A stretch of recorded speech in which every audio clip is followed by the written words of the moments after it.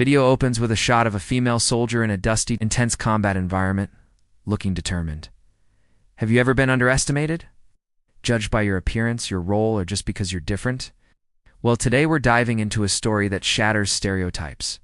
A tale about a woman who proved that courage and skill know no gender. This isn't just a story about a soldier. It's about earning respect in the most demanding arena on Earth. This is the story of how a quiet medic made a squad of elite Navy SEALs stop dead in their tracks. Our story begins in the rugged, unforgiving mountains of Afghanistan. The air is thin, the terrain is treacherous, and the enemy could be anywhere. Embedded with a team of seasoned Navy SEALs is a combat medic. Let's call her Doc. To the SEALs, she was the new face. The one carrying the heavy medic bag filled with bandages and fluids, not bullets and bravado. They were the tip of the spear, a brotherhood forged in the toughest training known to man. They were polite, professional, but you could feel the unspoken sentiment. She was the support element, the one who patches them up. In their world of high-stakes operations, every team member had to be an asset, and they hadn't seen what she was truly made of. They'd joke lightly, "Hey Doc, try to keep up, or don't get your scrubs dirty." It wasn't malicious, but it was a constant reminder that she was an outsider. Doc, however, remained focused, quiet, and professional. She knew her job inside and out, but she also knew a secret they were about to discover. Before she was a medic, before the Red Cross on her helmet, she was something else. Doc grew up in a family of hunters and marksmen. From a young age, her father taught her the art of the rifle.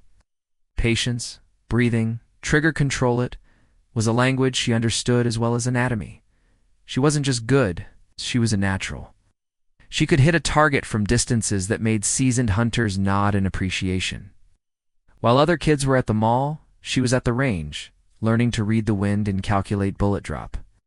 When she joined the military, her scores were exceptional, but her desire to save lives led her to the medical corps.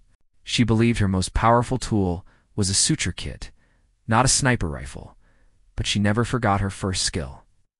She kept practicing, staying sharp, because she knew that in a place like Afghanistan, you have to be prepared for anything. Her past was a closed book, and the SEALs had no idea what was written on its pages. The mission was a high-stakes reconnaissance operation. The SEAL team was tasked with observing a suspected enemy compound nestled deep in a valley. The plan was simple: get in, gather intel, and get out without being seen. They moved like ghosts through the rocky landscape, with Doc right there with them, her heavy medic bag, a constant weight on her shoulders. For hours, everything went according to plan. They reached their overwatch position, a rocky outcrop that gave them a perfect view of the valley below. The team leader set up his high-powered scope, and the others took up defensive positions. The sun beat down, and the silence of the mountains was only broken by the whisper of the wind. They watched, they waited, and they took notes. It was textbook. But in war, the textbook is often the first casualty. Suddenly, the silent valley erupted into chaos. The crack of a sniper round echoed through the mountains, and a chunk of rock exploded just inches from the team leader's head. They'd been spotted. A hidden enemy sniper had them pinned down. The shot had come from a fortified position high up on the opposing ridge, a nearly impossible target hundreds of meters away. Immediately, the SEALs training kicked in. They scrambled for better cover, returning fire to suppress the enemy. But the sniper was well hidden and had the superior position. Every time a SEAL tried to get a bead on him, another round would zip past their heads, forcing them back down. They were trapped. Their own sniper tried to engage, but the angle was wrong, the distance extreme. The situation was deteriorating fast. The enemy would soon have them zeroed in, and their escape route was completely exposed. The air grew thick with tension. The jokes were gone, replaced by grim faces and clipped commands. The SEAL team's designated sniper was struggling. The wind was unpredictable, swirling through the valley, and the target was a tiny speck in his scope. "I can't get a clean shot," he yelled over the gunfire. The wind's a nightmare. Panic began to creep in. Their window to escape was closing. It was in that moment of desperation that Doc made her move. She looked at the pinned-down team, at the frustration on their sniper's face, and she made a decision. She calmly set down her medic bag. The clink of plastic and metal was barely audible over the chaos, but to the SEALs, it was a thunderclap. What was she doing? Was she giving up? Then she crawled over to the team's sniper. "Let me try," she said, her voice steady and calm. The sniper looked at her, his eyes wide with disbelief. The medic. He was about to protest, but the team leader, seeing the quiet confidence in her eyes and running out of options, gave a curt nod. Let her try. With a practiced motion that seemed completely out of place for a medic, she settled behind the powerful sniper rifle. It was as if she'd done it 1,000 times before. Her movements were fluid, economical, and precise. The SEALs watched, their expressions a mix of confusion and disbelief. She gently pushed her helmet back, closed one eye, and took a deep, steadying breath. She wasn't looking at the enemy position. She was feeling the wind on her cheek, watching the dust swirl in the air. She made a tiny adjustment to the scope, a click that only an expert would recognize. To the SEALs, it looked like she was just tinkering. The laughter had completely vanished. The only sounds were the wind, the distant gunfire, and the heavy breathing of men who were starting to realize they had profoundly misjudged the woman beside them. The entire team held their breath, their own weapons forgotten for a moment. All eyes were on Doc. Time seemed to slow down. Through the scope, Doc saw her target, a small shadow in a crack in the rocks, the glint of a rifle barrel. She exhaled slowly, her body becoming perfectly still. Oh. The world narrowed to that single point of focus. The principles her father had taught her all those years ago came flooding back.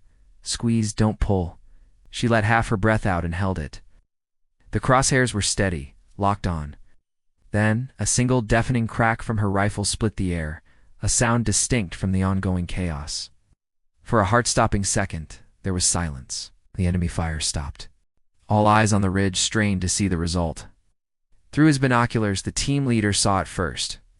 A puff of dust from the enemy position, and then nothing. The threat was gone. A wave of stunned silence washed over the SEALs. They looked from the distant ridge back to Doc, who was already calmly extracting the spent cartridge from the rifle. She pushed the rifle back, toward the team's sniper. "He's down," she said, her voice as level as it had been minutes before. Then she crawled back to her station, picked up her medic bag, and slung it over her shoulder. Just like that, she was Doc again. But everything had changed. The SEALs stared at her, their jaws practically on the floor. The sniper who owned the rifle just looked at his weapon, then at her, in complete awe. The team leader broke the silence. "Move out," commanded, his voice filled with a new level of respect. As they began their extraction, moving quickly and efficiently now that the threat was neutralized, the atmosphere was completely different. The light jokes were replaced by nods of approval. One of the SEALs came up beside her, clapped her on the shoulder, and said, "Nice shot, Doc. Real nice shot." It wasn't loud, it wasn't a ceremony. But in that simple gesture, everything was said.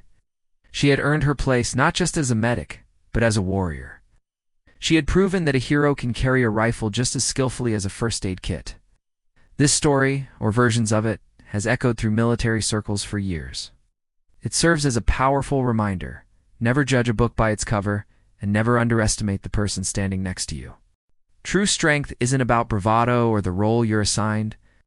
It's about competence, courage, and being ready when the moment calls for you. Doc didn't need to be one of the boys. She just needed to be the best at what she did. And in that critical moment, she was the best marksman on that mountain.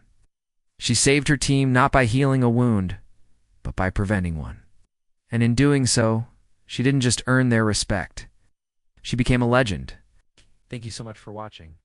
If this story inspired you, please hit that like button and subscribe to our channel for more incredible tales of courage and skill. Let us know in the comments what you think, and we'll see you in the next video. Stay safe.